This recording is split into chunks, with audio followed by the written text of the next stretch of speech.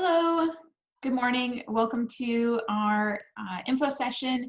Today's presentation will be recorded and posted on YouTube so that students can watch this video at their own time throughout the first month or so of the new quarter and of course throughout the year. My name is Sarah Verlindi. I work for the Office of Sponsored Research alongside with Anna Jansen, who is here co-hosting. She is from the Office of Connected Learning, and we are going to be talking today about high impact learning, the key to college success. And I just want to talk about a little bit of who's going to be here. So we have 4 offices, sub-offices that are going to be activities that we're going to be covering today. One is Paris with the Makerspace, which is a really cool place where you can come. It's on campus, but you can come and use the tools there. I've used the laser printer there, and also they have a sewing machine and 3D printers and different things like that. So a really cool place to make things. She'll tell you all about it. Next, we have Kyle, who's representing Undergrad Research. He's worked with a couple of professors on campus to do some really interesting research as an undergrad student. So he's going to talk about that. I was a UW Bothell graduate. I graduated in 2015 with a biology degree, and I totally took advantage of this with undergrad research and also some independent projects, which really made like the last year of school amazing. And I got to meet a really great group of people in the community that were interested in the same field that I was interested in. So he'll be talking about that. We have Sana, who's talking about CBLR. It's community-based learning and research. So this is where their office works with professors to try and get some kind of hands-on learning with, it's all sorts of things. It's environmental science, it's health science, lots of different opportunities. She's going to talk about that because you get credit, you take a class and you get these high impact hands-on learning opportunities. And then the last person that's going to talk is Bianca, and she is going to talk about global initiatives or study abroad programs. And yes, there are still some opportunities, even though the country is shut down, you can't go anywhere, but there's still some opportunities available. So she's going to talk about her experience and also what is available this year, even on a virtual remote field. So I think that covers that. Anna, next slide. Thank you. So we've got some goodies for students that are participating, and today we're going to fill out an Excel sheet so the students that are present here can put their name and their email in there. When this goes to video, it's going to be a form. So what we're going to do is on October 29, we're going to look at all the people that's filled out the form and the email, and they can be entered to win one of these prizes. There's a UW Bothell mug with some like hot chocolate and teas in there, and then there's also we got these really cool tumblers donated from Starbucks. There isn't a UW Bothell logo on it, but it is gold and sparkly and black Starbucks logo, so pretty cool. And there's like some lemonade drops in there to keep you well hydrated as you study. So we're going to make that drawing on October 29. We'll do a random number generator on Google or something like that, and we'll contact you by email to get your full mailing address, and we'll send these out to you. With that, let's get started. So Paris, you're up next. Cool. My name is Paris. I'm going to talk about Makerspace. I am a lead staff at Makerspace right now. If you can go to the next slide. So a little bit about me. I'm in my 4th year. I've actually worked at Makerspace since freshman year, so 3 years now. Started as a general staff. We ended up creating a lead staff role, so that's what I do now. In that staff role, I do kind of leadership, event planning, more community engagement type things. I'm doing a double degree program, so I'm hoping to do some form of computational science when I graduate, and Makerspace has given me an awesome opportunity to get hands-on experience, not only with the equipment that we have, but also working with staff members, faculty, students, and helping create some really awesome projects. So a little bit about Makerspace. It's open to all UW Bothell students, staff, and faculty. We're funded through STF and SAF, which are fees that you pay with your tuition. So you don't have to pay any additional money to come in and use the equipment. It's included. For that reason, that's why it is locked to UW Bothell students, but oftentimes we will have people from the community who have heard about Makerspace come in, ask questions. People from other campuses will come through, so that's really awesome. Typically, we're open 10 a.m. to 4 p.m., and that's because the lab is run by students for students. So everyone there, including our manager, is a student of UW in some capacity, and so we definitely have equipment and opportunities that are geared towards students and things that will go alongside coursework. But it is worth noting that we are not assigned to a course or a department. We're in Discovery Hall, so we're associated very heavily with STEM, but we try to take more of a STEAM approach. So we do a lot of art, there's workshops, there's things to help you do class projects if that's what you choose. But mainly we do personal projects. So a lot of people will 3D print things for their family, laser cut them like Sarah mentioned, whatever it is. But most importantly, you don't have to pay anything and you don't have to be in a certain major or degree. And then also you get a quarterly allowance of materials, which I will get into in a second. So this is some of the equipment that we have. This isn't even everything, which is kind of crazy to say. These are some of the larger items. We have like 13 3D printers, all of them a little bit different than the next. Some of them are higher quality, some of them are more general, but all of them can print little trinkets and keychains and fun stuff. We have multiple laser cutters. We are starting a VR lab, which will be really awesome. That should probably open this coming school year. We have sewing machines, rotary cutters. There's a bunch of hand tools. We have a whole cabinet of IoT equipment, which if you haven't heard of IoT, stands for Internet of Things. So we have like a bunch of Raspberry Pis and Arduinos and all the equipment you need to do those projects. And all of this can be accessed during virtual learning, which will be on the following slide. Here's a little bit of both. In person, like I mentioned, we have workshops. So a lot of those are laser cutting, 3D printing, CNC, just the larger machines that we have, and they're project based. So we keep it pretty small. We'll have, 3 to 5 students come through. Myself or another lead staff member will sit down with you and walk you from A to B on how to complete a very simple laser cutting project, just so you get to walk away with something in your hand. Same with 3D printing or any of the rest of them. When you come in, if you're not coming in for a workshop, just general, you would come in, you talk to a staff member, and then you submit a service request form. The service request form lets us know who came in first, so we can tell what order to help people in. We can figure out what machines people are using most heavily. That's how we ended up with so many 3D printers, because people were coming in and using them. We wanted to have more availability. The lead staff or general staff can give you a tour of the lab, answer any questions. Generally just coming in, and you don't have to have any predetermined idea of what you're doing because the staff members are there to help you. Virtually, it's the same thing. You can reach out via email. I have all the contact information, but you can reach out via email. You can set up a video chat if you have a more in-depth question. There's an open Slack channel which you can join. A bunch of public documentation has been created. So after you do those workshops, you can get access to that documentation so that you can reference them later. There's still workshops, but they're more file setup oriented. So we'll walk you through how to create a file for laser cutting, and then you would submit it to us and we'll run it for you, and then you can come to the school and pick it up. So very similar. Trying to make it so that students still have that independence and the opportunity to learn how to use the equipment themselves. It's just a little bit different for the virtual setup.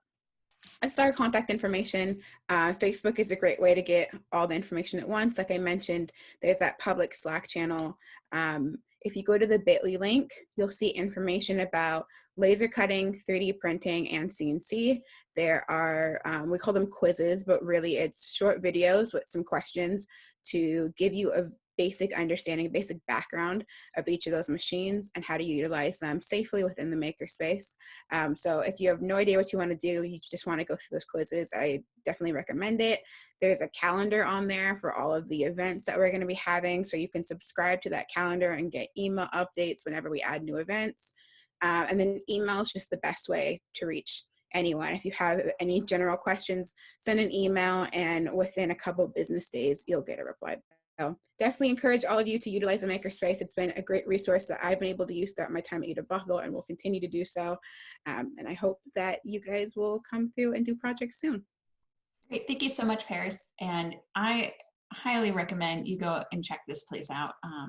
They are, they've recently updated their website. They've got a lot of great resources online. And so, yeah, it's a pretty fun place, especially if you're a project person. I'm a total project person, so I can't help myself. So, all right. Thank you so much, Paris. Now we're going to move on to Kyle, and he's going to talk about undergrad research. So hey everyone, I'm Kyle Gersbach. I'm an undergraduate researcher at the University of Washington Bothell, and I'll be talking about some research and opportunities for undergraduate research. So a bit about me, I'm actually a fifth year undergraduate. I study both physics and computer science software engineer, and I'll be uh, hopefully getting both degrees by the end of this year. And then I've also been doing uh, research with Dr. Joey Key's gravitational wave astronomy research group for about 2.5 years now. And I guess also, like, why would I want to do gravitational wave research? It's actually a really awesome combo of my two majors because of the fact that uh, all of like all of this gravitational wave stuff is really, really intense math that you really don't want to do by hand. So you have computers do it. And so it's a really excellent application for both my majors. And of course, I also have had a really deep uh, interest in understanding all of astronomy. And I've been, stargazing since I was a little kid.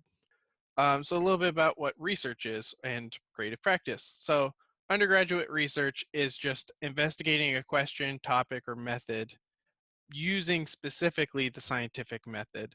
And so this could be something like uh, exploring some particular aspect of science using uh, one particular method, or exploring, it could be something super general, like for instance, I just want to learn more about, how does this particular detector work or something like that.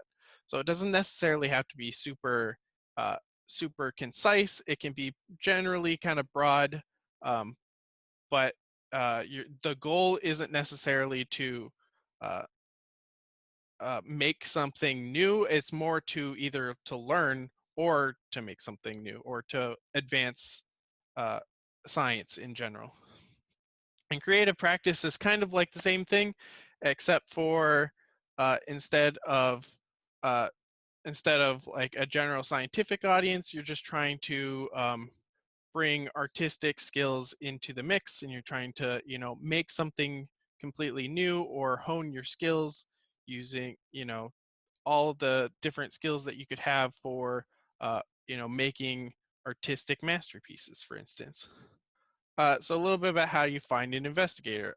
So first of all, the UWBUR is an excellent uh, it's an excellent database to find different research and faculty mentors. They have a bunch of different uh, types of research on there, and it's pretty easy. You can see who the faculty mentors are, and you can reach out to them pretty easily. Uh, this is a really cool or a really cool listing or database that I wish I knew beforehand. I probably still would have selected the same mentor, but I wish I knew beforehand. The UWB Undergraduate Research website is also great. It has a lot of posts on there about current research, as well as all the different faculty mentors as well.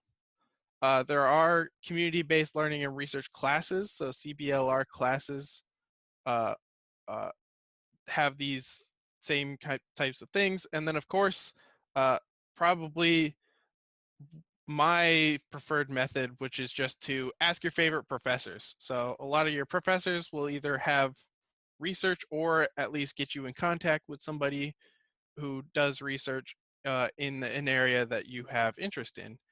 And I mean, even if it's not here on UW Bothell, a lot of the Bothell staff will have connections to UW Seattle too. And so, if there's not research for a specific subject here, you can also, maybe they'll refer you to somewhere down in Seattle. It's definitely not uncommon, and I've seen it happen more than a few times.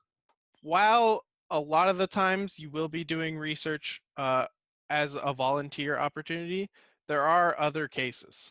So first of all, let's go over a little bit about the volunteer time. Uh, the nice thing about volunteering your time is that you basically get to set the amount of hours and your project goals. And I say mostly because your investigator will often, set expectations for you, but you can, it's more flexible and you can talk with your mentor about changing those things depending on how much you think you can provide. Another nice thing about this is that presentations are always optional with something like this. If you aren't, if you're just doing this on your own time, uh, again, you can set your own goals. And so if you don't want to go present, you're totally fine without doing that.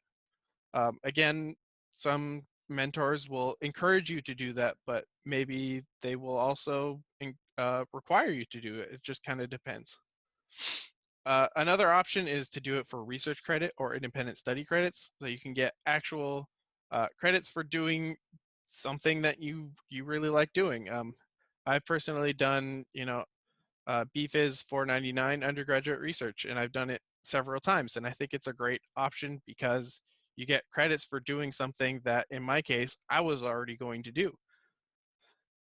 And that's nice because they count as elective credits as well. And then finally, there's actually ways that you can get paid for doing research as well. And so there are different research grants and different funded positions. So if you talk to your mentors, sometimes they'll actually have funded positions for you. And sometimes they'll refer you to applications for research grants or things like that.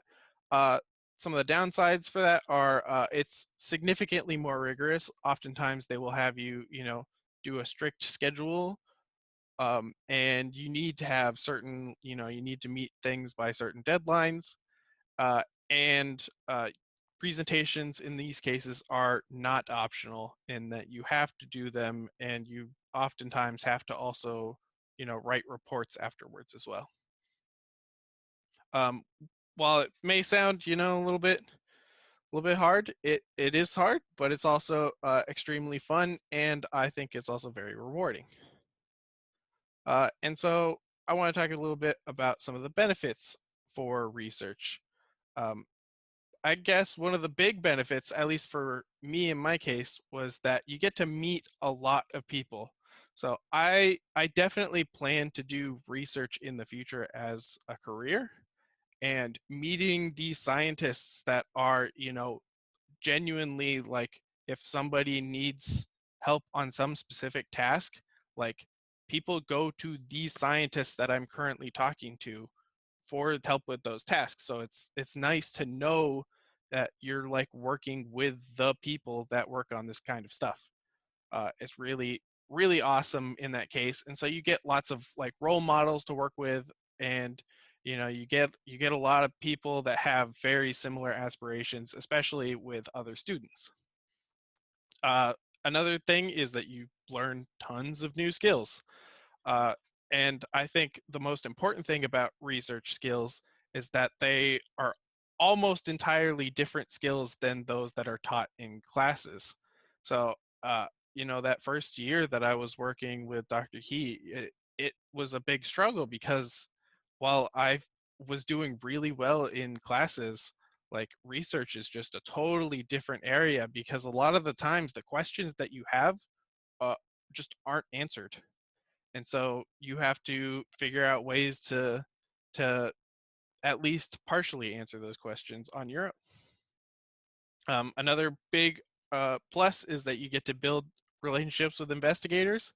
I've been working with Dr. Key, and she's been kind enough to be a reference on multiple applications at this point, and I feel confident that the references that she writes for me are strong because I've built up this excellent relationship over the years, and it's awesome to have. And then finally, opportunities. There's so many opportunities, especially with an excellent mentor. They will just, unload all the opportunities that they can find onto you.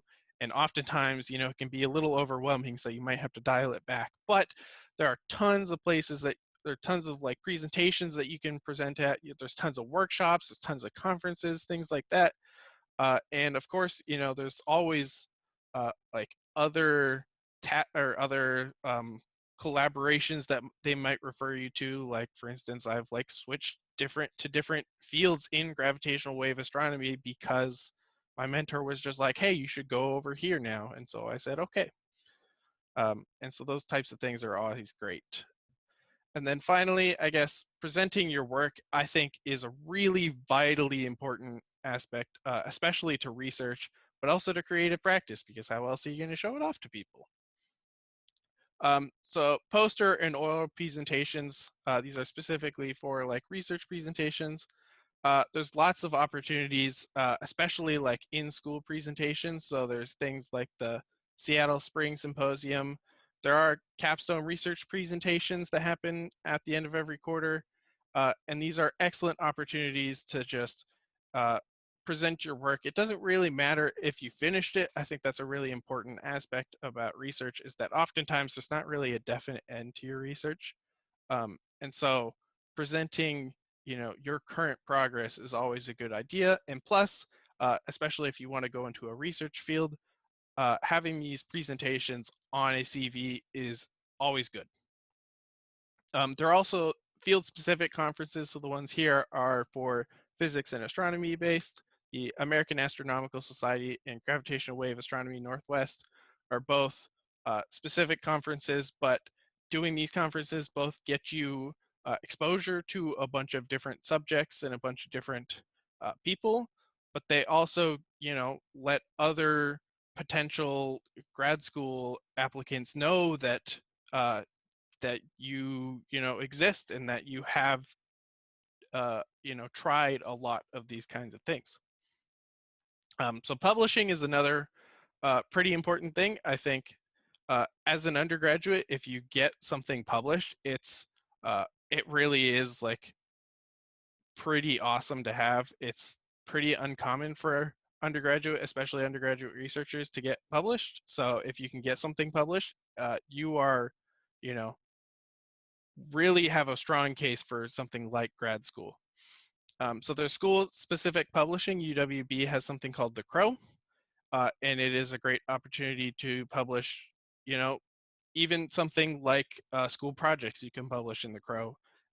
And it's a really good opportunity to, you know, show your work to other people.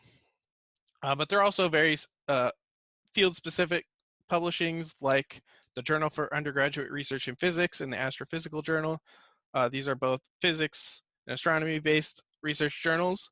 And if you can get something published in there, like you're really killing it, especially. But there are also other, like, not necessarily field-specific ones, but there is something like the uh, just general undergraduate research publishing as well, and you don't necessarily have to do something big like these guys if you don't necessarily want to publish in the Crow. And for creative practice as well, there's a creative practice alternative to the Crow, and it's called Clamor. And so that's UWB's publishing for creative practice. I believe that's the last slide that I have. Awesome. Thank you so much, Kyle. I was wondering, Kyle, if you could talk about a little bit about the travel grant. Did you say that you got paid to present, or kind of talk Yeah, about a little bit how that worked? yeah. So I've actually traveled to a workshop in Socorro, New Mexico. So that was actually like my first week with uh, Dr. Key's research group. She had sent me just, like, this is a good opportunity to go immediately go do something. And it was really awesome because of the fact that I didn't have to pay for any of that, because the UWB and UW Seattle have research travel grants that, if it's for research, student research, they will fund it. And not only that, they'll also give you per diem, which is super handy. Awesome. For those that don't know, per diem is basically a, a daily allotment to cover food and hotel.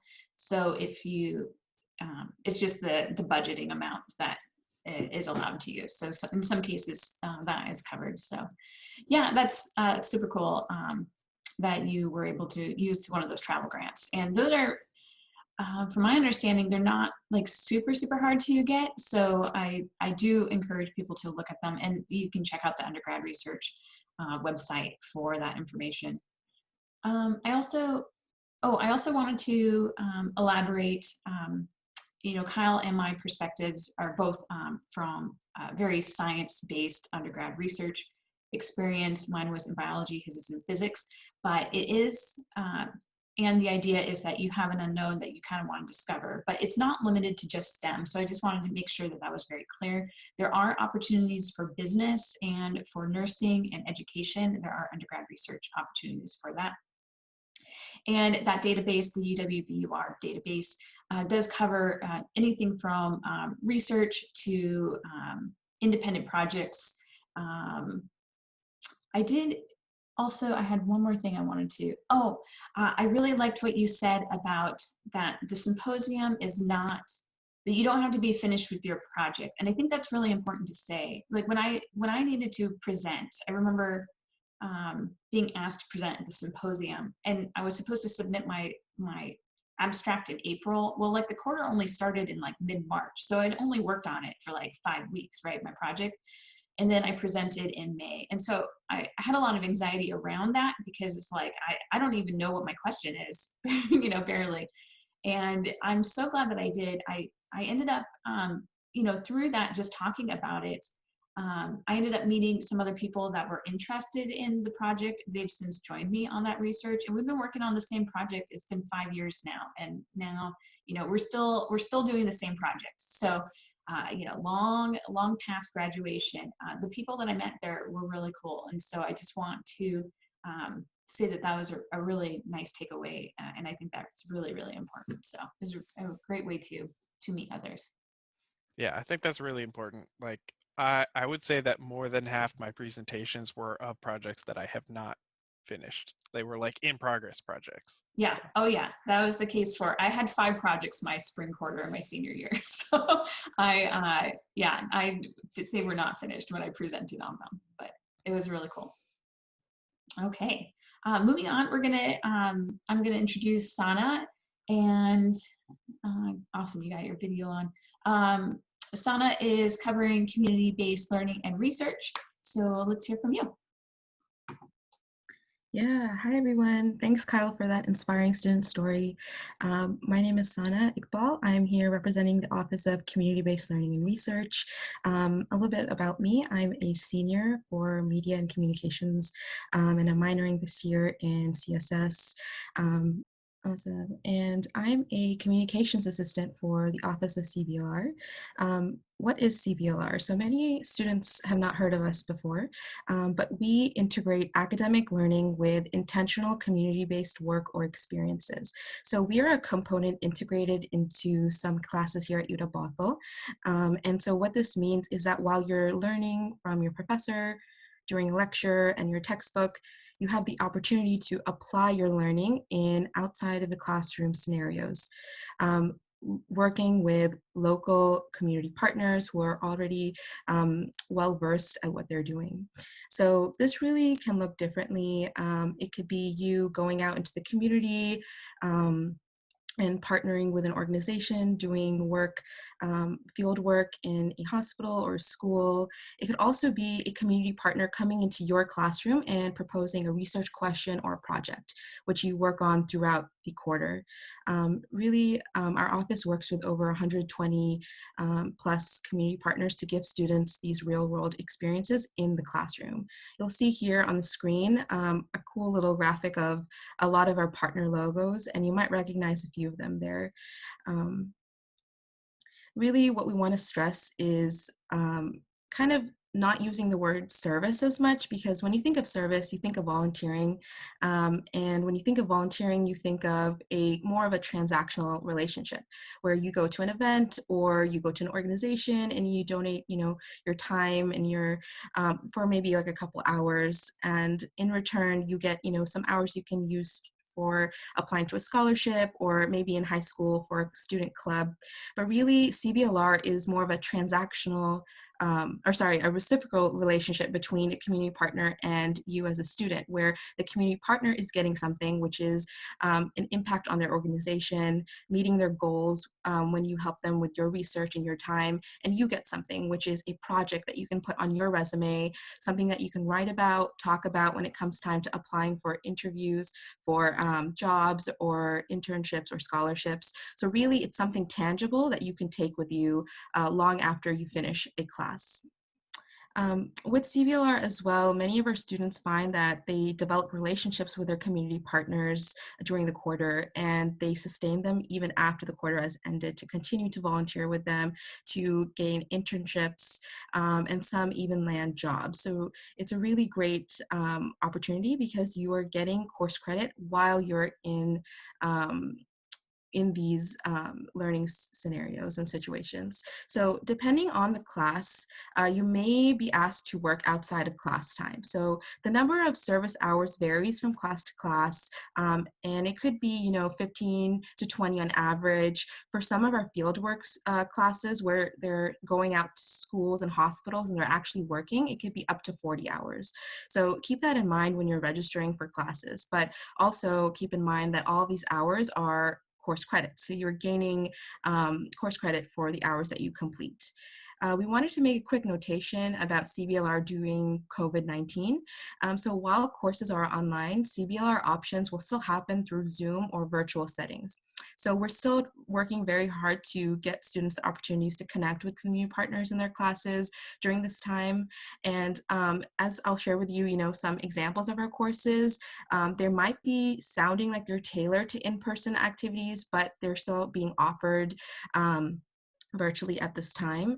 There are also some classes that are starting to be offered in person with, COVID regulations, so, social distancing and other safety precautions. And when you register for a course, you go through that orientation and you get the training that you need to take those classes. So this slide here breaks down a little bit more about what our classes look like. So there are two main kinds of CBLR courses. We have the placement-based and then the project-based. So in the placement-based class, you work individually or in small groups, and you are choosing from a pre-approved list of positions. So this means that we curate the opportunities for you every quarter depending on the class.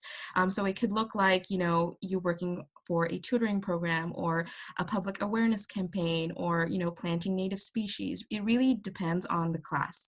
And here we have 3 examples. One is a lower level environmental studies class. The 2 on the right side here are a fieldwork class for health studies and educational studies. And so you'll see that the numbers between the 3 varies. So you have 15 to 40 to 20. And so keep that in mind when you're registering for a CBLR class, that for placement-based courses, there is a certain number of hours that is required. Whereas on this other hand, we have project-based, where you're working individually or in small groups or a whole class. And so the community partner will come into your class, usually the first or second week of the quarter, and they will, propose a project or a research question. And so one of your tasks in the quarter is to work on this big research project or throughout the quarter. So it's not the only thing that you do in the class, but it's really important and the largest project that you do. And students will present their final projects to partners at the end of the quarter. Past projects have included statistical analysis, video production, software design, business planning, and consulting. Here we have 3 examples of some project-based courses. We have classes in all schools and all majors, so you will see the diversity here and just the examples on this screen. If you want to see a full list of our classes, you can check out uwb.edu/CBLR. And on our website, we also have a full list of our community partners, so you can see who has worked with us in the past. On our next slide, I'll go into some examples of classes. And these are actually classes that I have taken in the past. So this is kind of my student story here. I've taken 4 CBLR classes so far in my career here at UW Bothell. And actually, 3 of them you'll see that are listed on this page. I didn't know that they were CBLR when I took them. So the first one up here was Creative Activism, Inspiring Social Change Through the Arts. So I took this my freshman year. And this class was partnered with Ronald Commons, which is a housing, which offers housing to homeless folks in the shoreline area. And so in this class, we were really exploring how art can be used for social change and a lot of activist artists. And so what we did was we went into Ronald Commons and we met with the folks that lived there, and we all came together to create art for the facility, which would decorate the facility walls. And through that, we had a lot of dialogue about social change and learning about the folks that lived there and how that informed the art that they made. And so this class was really inspiring to me because we got to really go out into the community and meet with folks and talk about art, and really looked at the subject of activism art in, a real world context. The second class here is Intro to Journalism. This is actually being offered this fall quarter, so if it's open, you can register for it. And you may be wondering, how does this fit into CBLR, with journalism? But really, in the class, we are partnered in different groups to different news outlets and organizations. So my group was partnered with the International Examiner in the International District. We had folks partnered with, La Raza, Real Change, the Bothell Kenmore Kirkland reporters. And so in this class, we went out to meet our papers. We pitched stories to our publishers, and we actually had the opportunity to get published by writing a piece for them. So really thinking about audience, really thinking about these papers and who they're writing for. And so actually I was able to get published. So here you have the link to my article. And it was really a valuable experience in what community journalism looks like. And a really interesting fact about this class is the TA that I was working with in my class actually had taken the class a year before.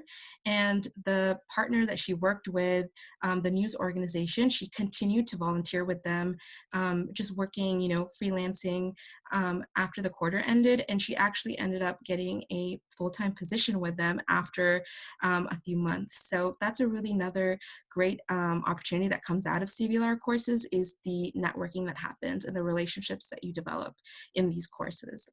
And then the last course I'll touch on is Arts in Context, which I have to say is probably the best, one of the most amazing experiences I've had at UW Bothell was a CBLR course.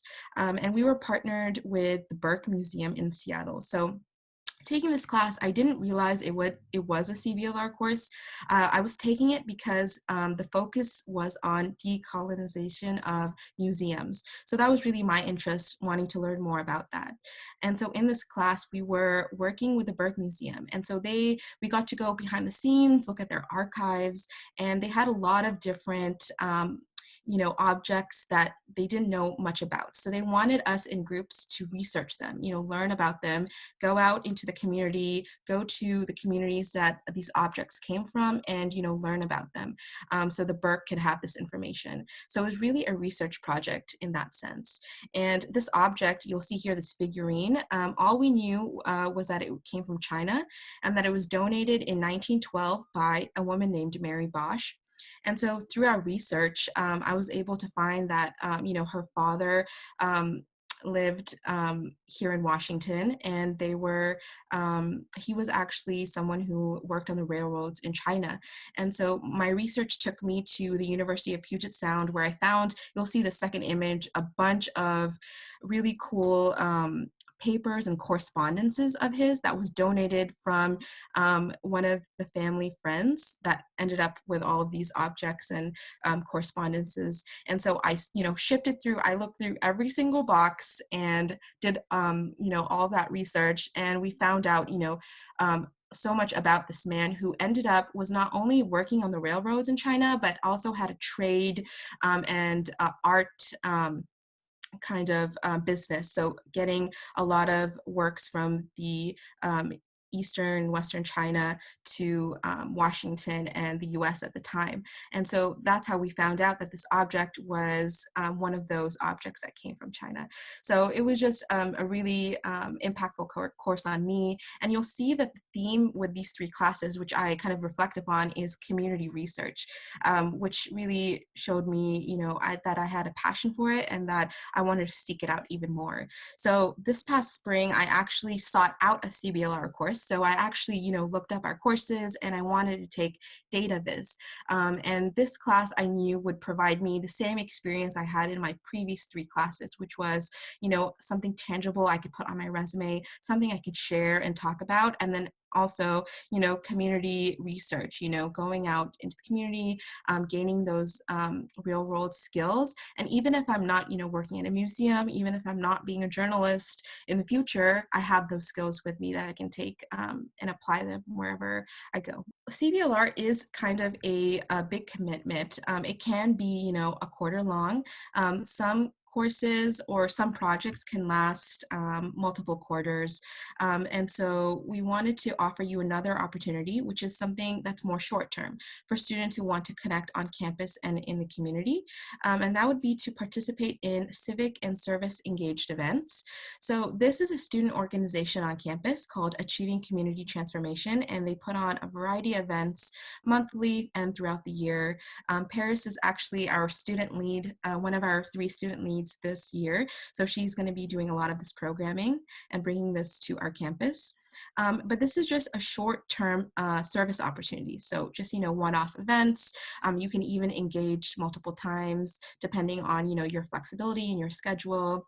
There's also opportunities for additional leadership and site leads. So you can have as big or small as a role that you would like when you're engaging with these events. They're putting on a lot of virtual events. They have been since spring, so stay tuned for that. I would give them a follow on their social medias and check out their website for their upcoming events. All right, and our last slide just has some contact information. Feel free to grab a screenshot or a photo with your phone. Check us out on our website, uw.edu/CBLR. You can also text us. So we're here during the weekdays to answer your questions, or email us. If you have a question or you want to, see how you can connect with our office, if you saw a partner on our website that you want to connect with, just make an appointment with us during virtual advising. And so the link for that is on the screen as well. I would also encourage you to follow us on Instagram and Facebook.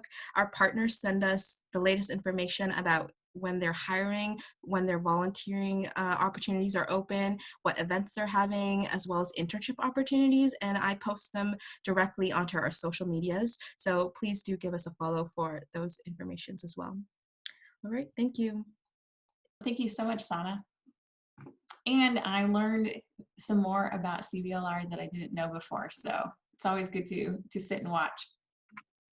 I do want to say, so I run a plant lab on campus, and I'm a CBLR partner, and I get students that come and do CBLR hours with us, and I love it when they come and do work in my lab, and I make sure that, I don't overwhelm them with everything. It's very, sometimes I help them out with questions they have in their class and their homework, and so it's definitely a partnership when they come out. I do want to say that I do write references for those students that ask me, and I'm usually very, very happy to, because they I've had only good experiences with the students that have come out. So, and even years afterwards, sometimes those relationships still continue. So the networking thing that you mentioned is really, really important. I do want to clarify that the hours that you mentioned are per quarter. Sometimes when we hear 40 hours, we think that's in a week, and that's impossible for a student. So I do want to clarify that that is per quarter. So 40 hours stretched out over 10 to 13 weeks. So I do want to clarify that. All right. Next, we're going to have Bianca talk about global initiatives and study abroad. Thank you, Bianca. Thank you. My name is Bianca Ramirez. I'm a peer study abroad advisor, and I work with global initiatives. I want to introduce my team, and we have Riham Mohammed as a peer advisor, Anna Jensen as marketing manager, and Natalia Dibba as director. So a little bit about me. As I said before, I'm a study abroad peer advisor, and I'm double majoring in law, economics, and public policy, and media and communications with a minor in human rights. I'm a first generation student, and I studied abroad in France and Spain through a UW faculty-led program called The Politics of Soccer in Spain and Beyond. And so on the right-hand side, I put pictures of my study abroad experience. On the top right corner is a picture of me and my host family. It was a unique experience because I went to both France and Spain. And so in France, I stayed in a hostel, and in Spain, I stayed with a host family. So there were two different experiences there. And staying with a host family was very interesting. I was able to immerse myself in the culture and also learn about their daily lives and just like eat all the good food they have. So that was really interesting. And they also took me out to places, and they welcomed me very well, and they were very supportive of me, and like they were just really nice. So I'm really thankful to my host family. And on the bottom left corner is actually an appetizer that I ordered in France, and it turned out to be more like a full meal. I didn't finish it, but I was just surprised that the plate and the food was that big, thinking that it was only going to be an appetizer. I'm also a Global Scholars alumni. So how I got involved in study abroad was through Global Scholars. Initially, I had wanted to study abroad, but I really wasn't sure what to study abroad in and how to start the application process. It was a lot, and I wasn't sure where to get that information. I know I went to the study abroad office and I was able to get information there, but I wasn't so sure what I wanted to do. And so I saw the flyer for Global Scholars, and I decided to apply for Global Scholars, the Global Scholars program. And through that, they were able to help me with the application process, applying for scholarships. It was an amazing program. And so it's a year-long program for first-generation students. And what's so awesome about this program is that you're able to create a tight-knit community with other people. And you're also able to build a safe space where you can share ideas, experiences, and opinions. You learn skills and techniques for applying to study abroad programs, and you navigate unspoken topics about global engagement. And I also want to say that these topics connect with different majors, not only IAS majors. So I recommend everybody to, if you want to and if you can, to apply to Global Scholars. And it doesn't matter what major you're in, it's open to all majors. And the application's open this fall. So please apply. This is an amazing program. Personally, my experience in this program was great because I have, like I said, I had a supportive community. I was able to study abroad, and I applied to scholarships, and I built a connection with the professors and the students there. So the types of programs that study abroad offers are UW faculty-led programs, and these are short term, which are 2 weeks, early fall, summer term A and B, and quarter long. And my study abroad was a summer term A, which is about 4 to 5 weeks. We also have partner programs, which consist of university exchanges. We do university exchanges with, I believe, 60 universities and organizations like CIEE and SIT. And we also have virtual experiences. This summer, a small group of students did a virtual experience with an organization in India, and we are currently working on expanding these virtual experiences for students. So as you start thinking about study abroad, some places to start would be explore specific programs online, attend workshops or coffee chats, and meet with a study abroad advisor. I also want to stress out the scholarships because this is an amazing opportunity to fund your study abroad.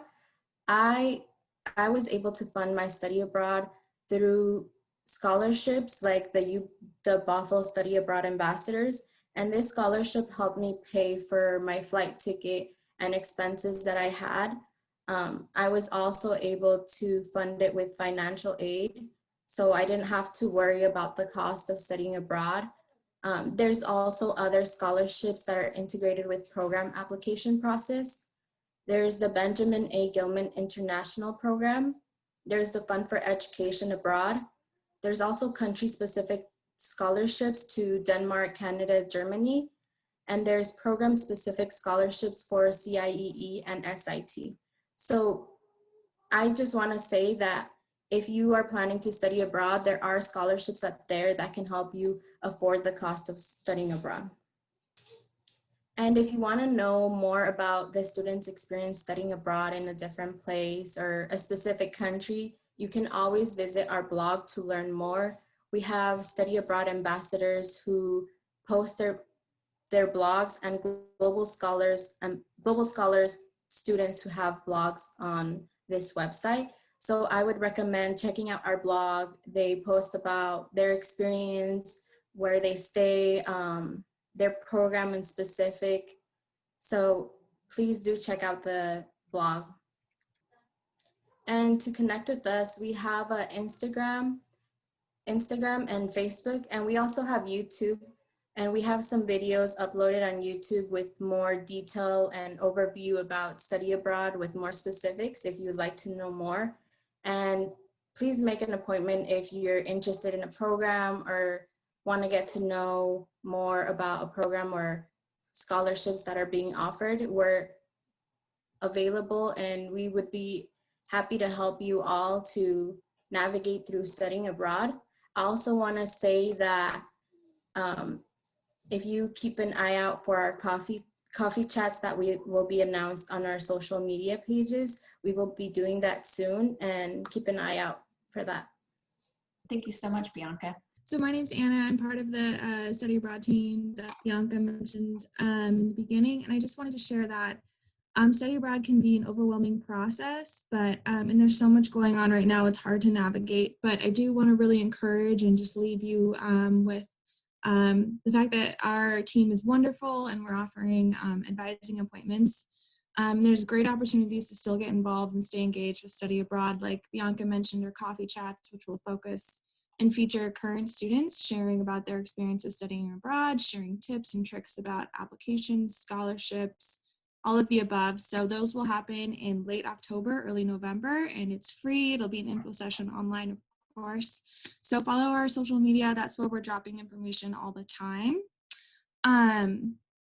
And then the other thing I wanted to share too is often, or most of our program applications open up in January for summer and early fall programs. So applications open January, February, and then you apply, and then you go on the program after that. So when you're thinking about study abroad, it's good to give yourself at least 3 to 6 months of planning ahead of time before you apply. So getting everything set up and arranged, and then apply to the program, and then find out if you'll be going or not soon after in the springtime. That's the common timeline for most programs. Sometimes other programs have different deadlines. But of course, all of this information can be found on our website. So I think that's it. Oh, one last thing, sorry, I want to leave you with is our info session for Global Scholars, the program that Bianca was a part of. That is happening on October 21st. So there'll be an info session with lots of deep details, and you'll get to meet the current cohort of students. So we'd love to see you and have you get involved in study abroad at UW Bothell. And that's it. Nice. Say that I know that we're in a pandemic right now, and some study abroad programs were canceled during the summer, most of them, but I still recommend you to apply to study abroad programs. And it's a good experience to fill out the application form, and they can be for like partner programs. They can be, the application can be moved for a different quarter if you apply and it's canceled. So still apply, there's nothing to lose. And there's also, some fees for some programs are being waived, and there's not, I believe, some programs don't have a fee right now, but just make sure with the program that you're in to check that out. But I do recommend still applying to study abroad. It's a good experience to get that application in. Thank you so much. Okay, housekeeping. There is, I just dropped in an Excel, well, it's a Google Sheet for students that are present today. Please put your name in there. Basically, we're going to be using this sheet to decide who gets one of these mailed out to their house, or there's also the cold cup, Starbucks Gold cold cup. So fill it out. We're going to, because this is planned to be asynchronous, we're going to post this video on Friday, and then we will be doing the drawing a little bit later on October 29. That way it gives a full month for students to watch, and they can also put their name in the form. So if you're watching this as a video, check out the form down below. And we'll have the link to the form in the description. And last, I just want to say that learning is not limited to classrooms and finals. So if you're new as a student, just know that there's lots of different ways to learn. And so I hope you appreciated these students taking their time out to tell you about their experiences. And I do want to say, don't be shy. Email the staff of each of these CBLR global initiatives, email them. You can contact them through their individual emails, or if you have a general question, uwbocl@uw.edu. And then, of course, always reach out to your professors, because they've been here for a long time. So reach out to them, ask them if they have opportunities or what they might recommend for what you're interested in. And with that, Anna, any last comments? No, I'm just so appreciative to our presenters and our students here today. It's so awesome to hear your stories. Stay connected with us, especially this year. We'd love to see you get involved. Feel free to reach out to us on any of our emails or social media. So thanks again for coming.